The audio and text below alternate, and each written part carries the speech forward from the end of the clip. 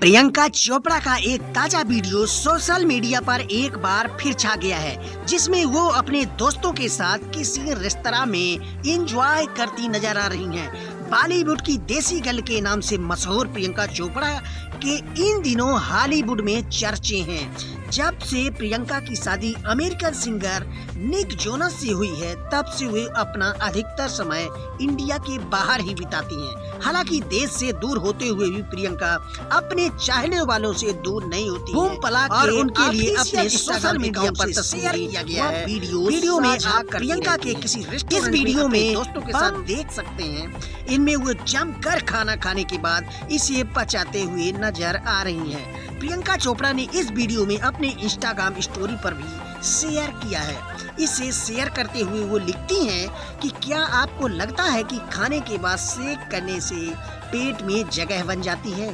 प्रियंका चोपड़ा की इस मजेदार वीडियो पर फैंस तरह तरह की प्रतिक्रियाएं दे रहे हैं। इस सोशल मीडिया यूजर ने वीडियो पर कमेंट करते हुए लिखा है कि हाँ, बिल्कुल बनती है जगह, थोड़ा और हिल कर देखो। तो वही एक अन्य ने लिखा है कि पति को कहाँ अकेले छोड़ दिया है। वहीं एक अन्य ने लिखा है कि प्रियंका आई लव यू। इस तरह से ढेरों कमेंट प्रियंका चोपड़ा के वीडियो पर देखने को मिल रहे हैं।